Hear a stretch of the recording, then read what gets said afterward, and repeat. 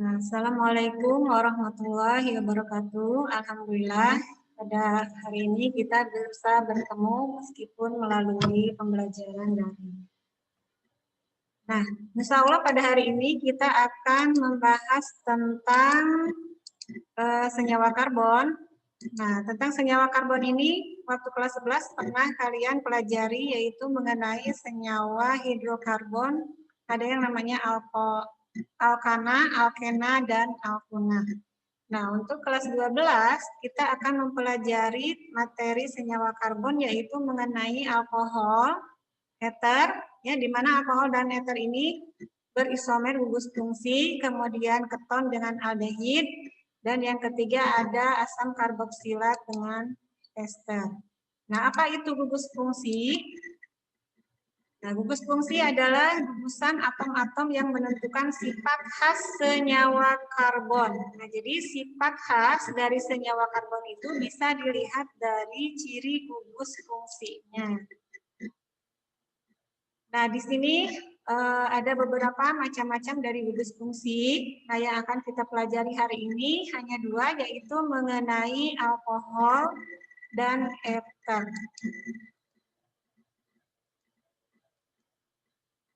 Nah, di sini kita akan membahas mengenai alkohol.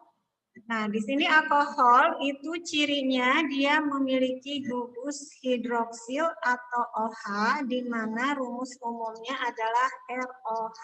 Ya.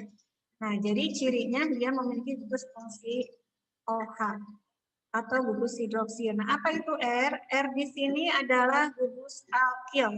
Nah, gugus alkil ini hampir sama seperti pada penamaan alkana. Pembagian alkohol, nah di sini alkohol itu dibagi berdasarkan letak gugus OH pada rantai karbon. Yang pertama ada alkohol primer, yaitu alkohol yang OH-nya terikat pada atom C primer. Nah, kemudian alkohol sekunder ialah alkohol yang gugus OH-nya terikat pada C sekunder.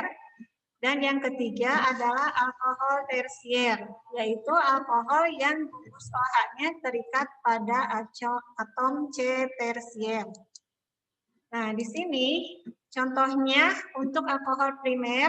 Nah, lihat di sini gugus C yang mengikat OH-nya itu adalah C primer karena dia hanya mengikat satu atom C yang lain yang di sebelah kirinya. Ya, nah kemudian untuk alkohol sekunder, nah kita lihat di sini. Nah, C yang mengikat OH-nya itu mengikat dua atom C yang lain. Ini ada yang ke kiri dan juga ada yang ke bawah. Ini adalah alkohol sekunder. Nah, kemudian yang ketiga, alkohol tersier. Nah, kalau alkohol tersier berarti si atom C yang mengikat gugus OH-nya itu mengikat gugus atom C yang lain. Nah, gugus C yang lain ini ke atas, ke kiri, dan juga ke bawah. Ini disebut dengan alkohol tersier. Nah, yang kedua yaitu berdasarkan jumlah gugus OH yang terikat pada rantai C. Jadi berapa banyaknya gugus OH? Nah, di sini ada yang disebut alkohol monopalen, ya, berarti gugus OH-nya hanya satu. Kemudian alkohol polipalen, yaitu alkohol yang gugus OH-nya lebih dari satu. Nah, di sini ada contohnya. Nah, ini adalah contoh untuk di sini adalah contoh untuk monopalen, ya, alkohol monopalen. Nah, berarti ini gugus OH-nya ada satu. Nah, ini yang gugus OH-nya dua berarti disebut dengan yang alkohol polipalen. Ini gugus OH-nya ada 3 buah. Nah, kemudian kita lanjutkan dengan penamaan alkohol. Nah, untuk penamaan itu ada cara trivial. Cara trivialnya berarti alkohol itu disebut dengan alkil alkohol. Nanti penamaannya diawali dengan nama alkil diikuti kata alkohol. Ya, yang kedua ada cara IUPAC. Nah, kalau cara IUPAC, nama alkohol diturunkan dari nama alkana. Cuma kalian harus ingat bahwa untuk penamaan alkana itu menggunakan akhiran ana, ya. Nah, sedangkan untuk alkohol itu diganti dengan akhiran ol. Nah, di sini ada contohnya. Nah, ini kalau kita hitung jumlah C-nya, ini 1, ya, kemudian 2.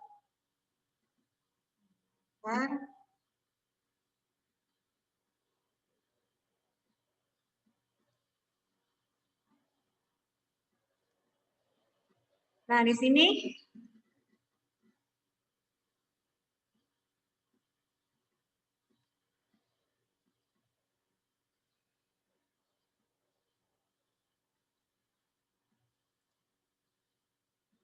untuk penamaan alkoholnya,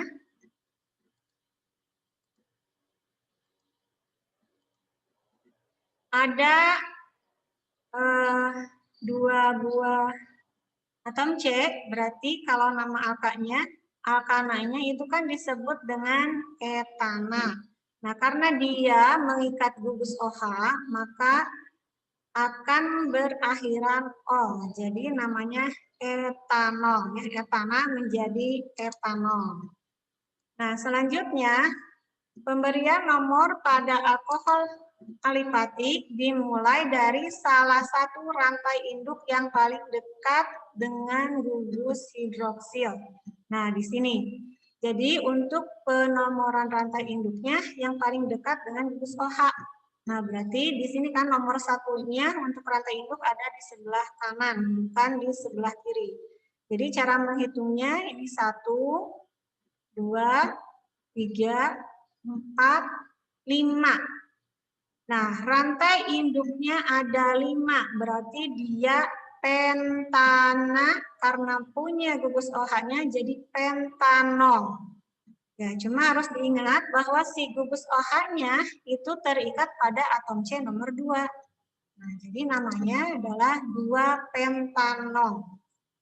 Nah, selanjutnya, apabila rantai induk mengikat gugus alkil dan halida, maka pemberian nomor dimulai dari satu ujung rantai induk yang paling dekat dengan gugus tersebut. Nah, di sini ada contohnya. Ya. Nah, karena kalau kita lihat posisi OH di sini itu ada di tengah-tengah. Ya. Nah, berarti kalau ada di tengah-tengah penomorannya apakah dari sebelah kanan atau dari sebelah kiri? Nah, kita lihat yang paling dekat ke cabang itu adalah di sebelah kiri. Jadi penomoran rantai induknya ini 1, 2, 3, 4, dan 5. Ingat pada penamaan alkana, nah ini di nomor 2 itu ada yang disebut cabang. Ya, cabang dulu kita sebutkan di depan. Nah, posisi cabangnya ada di nomor 2, berarti 2 metil. Nah, sedangkan ini gugus alkoholnya di nomor 3. Nah, tadi jumlah atom C-nya ada 5, jadi 2 metil 3 pentanol. Ini namanya. Ya, jadi atom C yang nomor 2 mengikat metil, atom C yang nomor 2 mengikat gugus OH-nya atau alkoholnya. Nah, kegunaan alkohol. Nah, di sini metanol bisa sebagai pelarut berbagai obat-obatan, kosmetik, kemudian isopropil alkohol untuk obat gosok. Ini jangan diikuti ya, ini untuk minuman. Kemudian juga sebagai bahan antiseptik atau pembunuh mikroba. Nah, sehingga sering digunakan sebagai bahan sterilisasi dalam kultur jaringan atau juga untuk membersihkan luka. Kita lanjutkan untuk sifat fisik dan kimia alkohol. Ya. Nah, di sini alkohol itu larut dalam air karena dapat membentuk ikatan hidrogen. Kemudian yang selanjutnya, nah, Ini adalah proses fermentasi dari karbohidrat menjadi etanol, ya, menggunakan ragi. Nah, kemudian selanjutnya reaksi alkohol. Yang pertama, alkohol itu dapat bereaksi dengan logam natrium atau kalium. Nah, ini reaksinya nanti si gugus ROH di sini, O-nya, Na-nya akan mengikat O, sedangkan H-nya lepas membentuk H2. Nah, ini untuk latihan, coba kalian kerjakan. Kalau misalkan metanol ini bereaksi dengan NH, akan menghasilkan senyawa apa dan apa.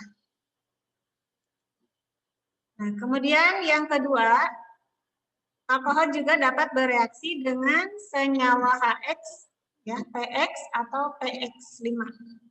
PX3 dan PX5. Nah, di sini X itu adalah golongan halogen ya, misalkan adalah Cl. Jadi si alkohol itu bisa bereaksi dengan HCl atau dengan PCl3 atau dengan PCl5. Nah, di sini ada contoh reaksinya kalau si gugus OH-nya mengikat gugus HX, ya, atau misalkan HCl, kemudian PX5, PX3. Ini ada contohnya.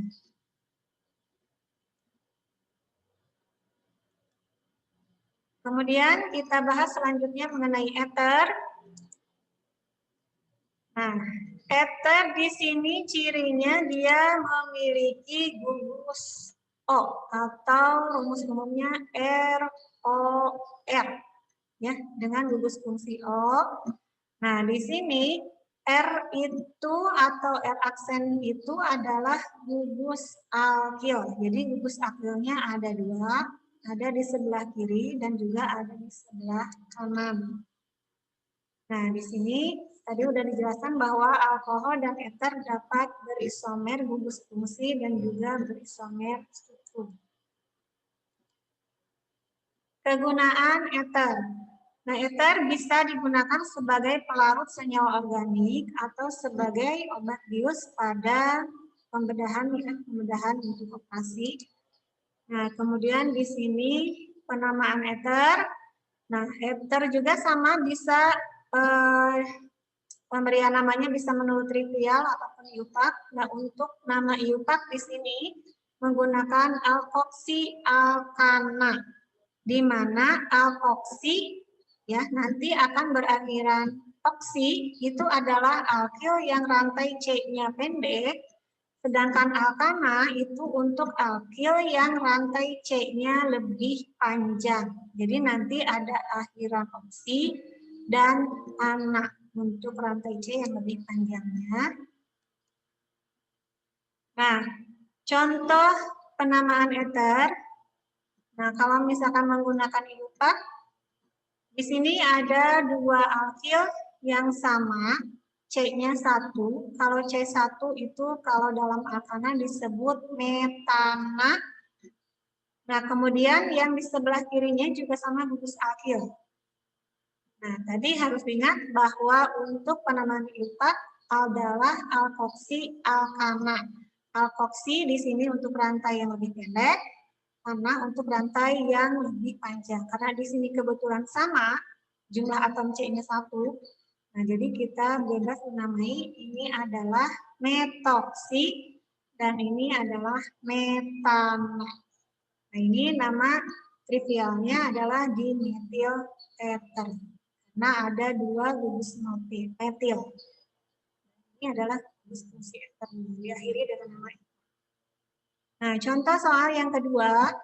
Nah, kita lihat di sini adalah ciri gugus fungsi ethernya ada O.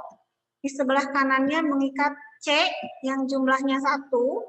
Di sebelah kanan mengikat C yang jumlahnya 3. 1, 2, 3. Nah, mana yang lebih panjang? Nah, ini kan yang lebih panjang.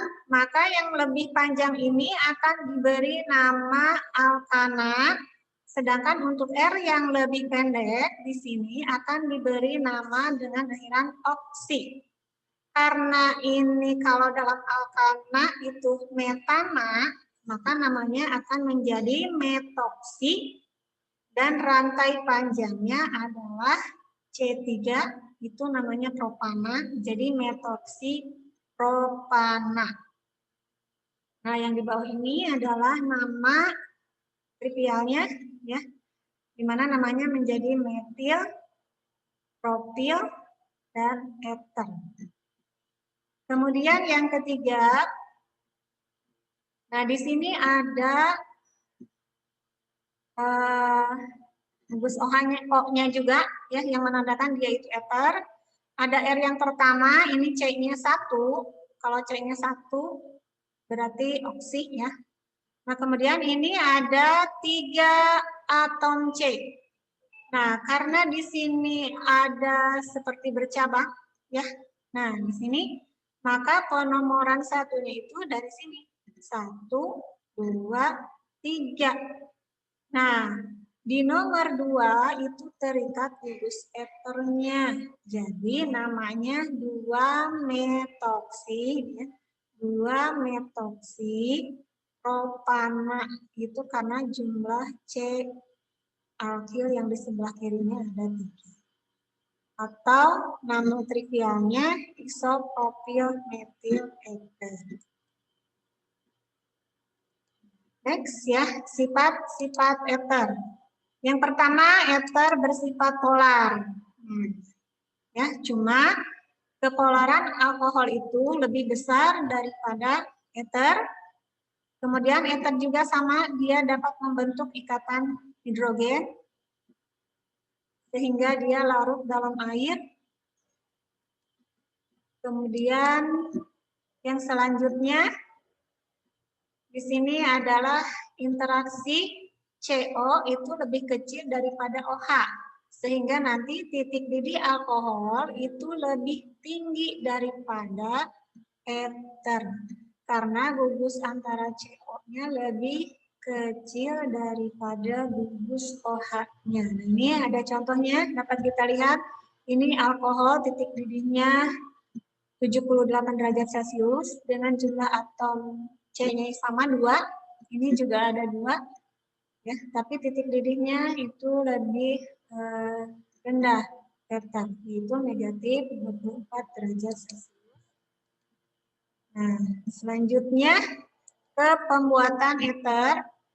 Umumnya eter dibuat secara komersial melalui dehidrasi alkohol dengan katalis asam atau sintesis Williamson. Nah, ini.